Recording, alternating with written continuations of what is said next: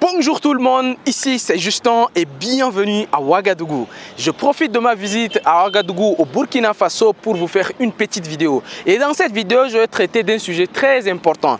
Je suis sûr que cette vidéo va toucher deux types de personnes. La première catégorie, ce sont des personnes qui ont des idées de business, qui ont ce qu'on appelle des idées, mais qui se laissent anesthésier et paralyser par des idées de business. Et la deuxième catégorie, ce sont des personnes tout simplement qui ont déjà des business, mais qui stagnent. Donc cette vidéo s'adresse très clairement à vous. Je vais vous raconter dans cette histoire comment une de mes amies s'est laissée stagner, paralysée par ce qu'on appelle idée. Et en même temps, je vais vous dire pourquoi moi je suis passé de plusieurs idées à concrétiser plusieurs idées. Passer de l'étape de l'idée au projet. Il y a une maladie derrière tout ça et je vais partager tout ça dans cette vidéo avec vous. Je vous invite donc à regarder cette vidéo attentivement jusqu'à la fin. Et je suis sûr, il faut également partager cette vidéo à des personnes, à des entrepreneurs qui veulent se lancer parce que ce sont des erreurs qu'on retrouve beaucoup, malheureusement, chez beaucoup d'entrepreneurs. On se revoit juste après l'intro.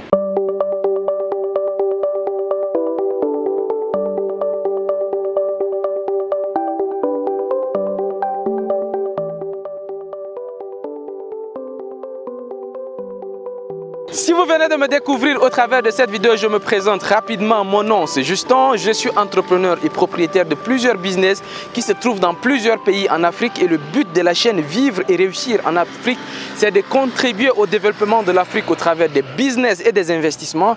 Donc si ces deux thématiques vous parlent déjà, je vous invite à vous abonner pour rejoindre les milliers de personnes déjà abonnées à cette chaîne et en même temps activer la notification pour être informé de toutes les prochaines publications. J'ai préparé pour vous un e-book, c'est un livre numérique qui contient 33 idées de business. Tout ça, ça se trouve dans la barre de description, c'est gratuit. Donc allez-y juste télécharger pour vous donner déjà 33 idées de business pratiques. Vous allez tout simplement prendre une idée et vous allez voir qu'un plan d'action s'ensuit pour passer automatiquement, vous également, à l'action. Une petite parenthèse, le 5 décembre, nous serons du côté de N'Djamena au Tchad. Là, ça va être du côté de N'Djamena Food. C'est un restaurant qui n'est pas loin de la place de la nation de N'Djamena. Là également, réservez rapidement vos places pour nous rejoindre pendant cette journée de formation business. Fin de la parenthèse, maintenant on revient au sujet principal de la vidéo. Quand j'étais en 4e année d'architecture, nous avons beaucoup de projets. Chacun avait tellement d'idées de lancer des promotions immobilières. Il y a des gens qui veulent se lancer, beaucoup de business. Mais particulièrement, il y avait une amie qui avait une idée très géniale et qui voulait se lancer dans tout ce qui est café. Alors, pour ceux qui sont au Sénégal, ils savent ce qu'on appelle Café Touba. Il y a Nescafé et puis il y a Café Touba. Nescafé, c'est ce que tout le monde connaît.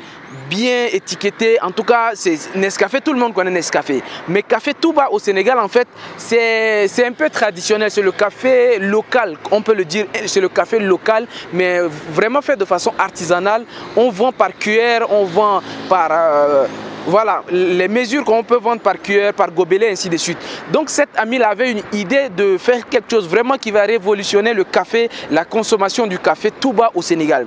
Malheureusement, son idée est restée très longtemps dans les hésitations, malgré qu'elle a reçu des propositions des personnes qui veulent l'accompagner, avoir des parts dans son business pour l'aider à lancer son business.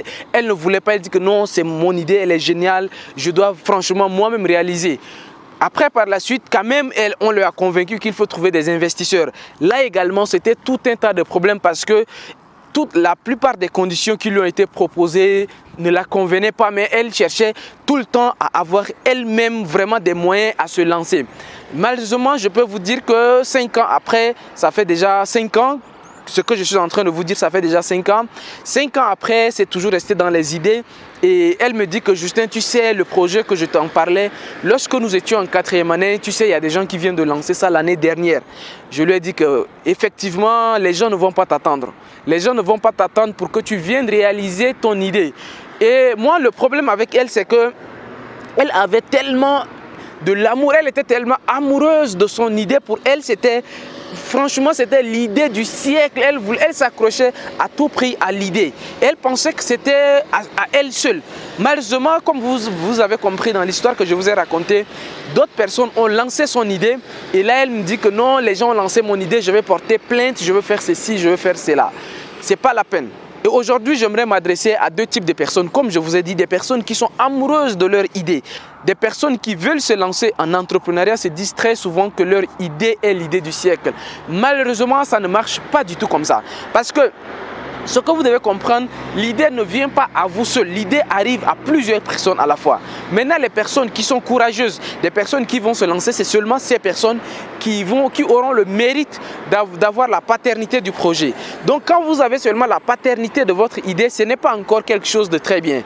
Maintenant, je suis parfaitement d'accord avec vous que vous devez aimer votre idée. C'est tout à fait normal d'être une personne qui est amoureuse de son idée. Vous devez aimer votre idée, ça c'est tout à fait normal. Parce que quand vous n'avez pas l'amour, la passion de ce que vous voulez faire, vous allez un moment ou l'autre lâcher. Parce que à un moment donné de votre projet, à un moment donné de votre entreprise, ce n'est pas le gain d'argent, ce n'est pas l'argent que vous allez gagner qui va vous faire suivre le projet. Parce que si c'est juste de l'argent, je peux vous dire qu'à un certain, et je pense que c'est des statistiques qui expliquent que arriver à 10 000 € par mois, plus ou moins vous avez la même qualité de vie, le même niveau de vie. Donc arriver à 5 millions de francs par mois déjà, l'argent n'est pas... En fait, vous avez déjà... Vous pouvez vivre la vie des milliardaires, vous pouvez vivre vraiment un standard, un très bon standard. Ce qui veut dire que ce n'est plus l'argent qui vous motive à aller travailler, c'est l'amour de ce que vous voulez faire. Il faut que vous aimez vraiment ce que vous voulez faire pour que vous vous lancez. Donc c'est super important, je comprends parfaitement qu'il faut aimer son idée, aimer ce qu'on veut faire, avoir la passion. Mais comme vous le savez, ce n'est pas suffisant. Parce que ce que je suis en train de vous dire, si vous aimez trop votre idée, vous allez tomber dans la paralysie. Et moi, je vois beaucoup d'entrepreneurs. Quand vous les rencontrez, ils vous disent toujours les mêmes idées. Et même ici, au Burkina, j'ai animé un séminaire rien qu'il y a, je pense, il y a 2 ou 3 jours. Et en discutant dans mes séances de coaching, je voyais toujours des entrepreneurs qui croient encore que leur idée va changer le Burkina. Mais ça, en fait, c'est vrai, je ne suis pas contre l'innovation et tout ça. Mais l'idée les amène jusqu'à la paralysie. Quand on vous dit dans le business qu'il y a ce qu'on appelle le pivot. Le pivot, c'est quoi? C'est que quand vous prenez une idée et que vous voulez mettre votre idée sur le marché, vous allez vous rendre compte que votre idée parfois ne correspond pas du tout au marché. Donc vous allez pivoter, c'est-à-dire que vous devez vous attendre à des gros changements au lancement de votre idée. Et à ce sujet, je vais vous prendre l'exemple de Airbnb. Je pense que vous connaissez tous le site Airbnb. En fait, c'est pour tout ce qui est location immobilière, ainsi de suite. Les gars, ils avaient une très bonne idée, un très bon projet, mais quand ils étaient venus sur le marché, il y a les réalités du marché. Vous allez vous retrouver face à un marché qui est totalement différent de votre idée. Donc, eux, ils ont eu le même problème. Donc, qu'est-ce qu'ils ont fait par la suite? Ils se sont dit, comme notre idée, on n'a pas les moyens tout de suite de réaliser notre idée. Dans ces cas-ci, il n'y a que 2 situations. C'est-à-dire que votre idée, elle est géniale, mais vous ne pouvez pas lancer votre idée. Ce que vous devez faire, la première chose, c'est d'aller rencontrer des personnes qui vont croire en votre projet et dans ces cas, généralement, vous devez être soumis aux investisseurs, aux conditions des investisseurs. Ils vont vous dire que non, nous on veut tel % de votre business, nous on veut ceci, on veut cela. En fait, vous allez être soumis à des conditions parce que vous n'avez pas nécessairement tout le budget pour démarrer le projet. Donc, vous allez être soumis aux caprices des investisseurs. C'est tout à fait normal. Ça, c'est dans le premier cas. Les gars de Airbnb, c'était exactement ça. Ils étaient soumis d'abord au marché qui n'était pas adapté à leur idée. Deuxième confrontation, c'est qu'ils n'avaient pas les moyens nécessaires pour lancer l'idée. Donc dans ces cas-ci, si vous n'avez pas les moyens nécessaires et en même temps vous n'avez pas des investisseurs qui sont prêts, ou bien vous n'êtes pas prêts à être soumis aux conditions des investisseurs, l'autre chose qu'il faut faire maintenant, c'est aller chercher, c'est lancer un nouveau business. C'est de faire quelque chose qui n'a rien à voir avec votre idée de départ. C'est la même chose avec Airbnb.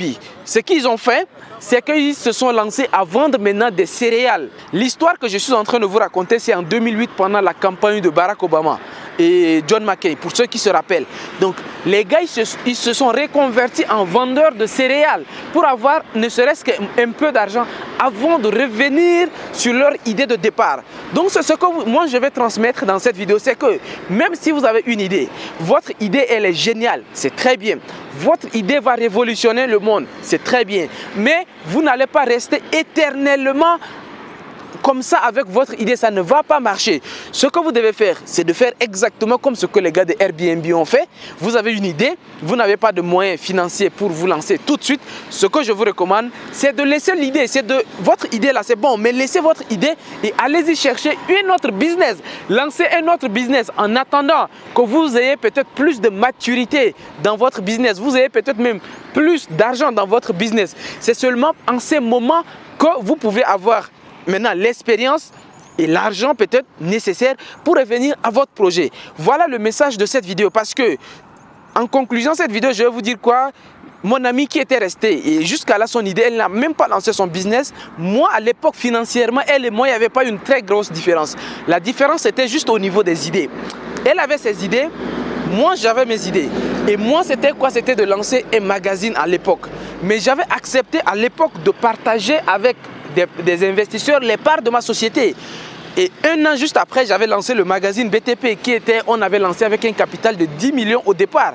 Ce n'était pas moi qui avais les 10 millions, mais j'avais accepté de partager avec les autres pour au moins lancer l'idée, au moins accepter pour que le projet voit le jour. Mais au final, qu'est-ce qui s'est passé? Moi, mon idée a au moins vu le jour parce que j'ai été flexible avec les investisseurs, j'ai été flexible avec les actionnaires qui veulent venir dans la société.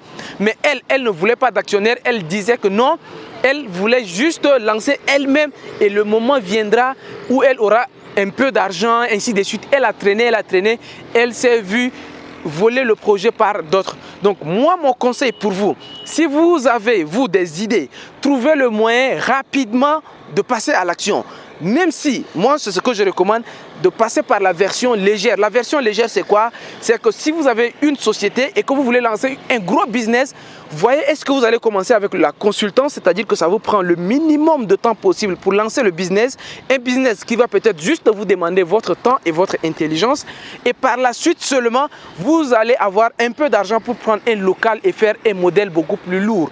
Moi, c'est comme ça que j'ai fait. J'ai commencé à trouver des investisseurs avec qui on a lancé des versions légères de notre business et après maintenant on a lancé des versions plus lourdes. Et d'ailleurs mon business par la suite, j'aimais trop mon idée, mais par la suite je suis quand même sorti. Je suis sorti du capital. Je n'ai rien maintenant à voir. J'ai pris toutes mes actions dans la société et j'ai réinvesti ailleurs. Voilà pourquoi aujourd'hui j'ai réinvesti dans plusieurs autres business. Donc si aujourd'hui vous voulez être en business, soyez prêts, surtout mentalement, à faire face au changement. À faire face à ce qui va venir, c'est-à-dire à s'adapter au changement. Quelque chose va venir et va vous obliger à prendre des décisions qui n'ont rien à voir avec votre idée de départ. Soyez préparés à tout ça si vous voulez vous lancer dans les business.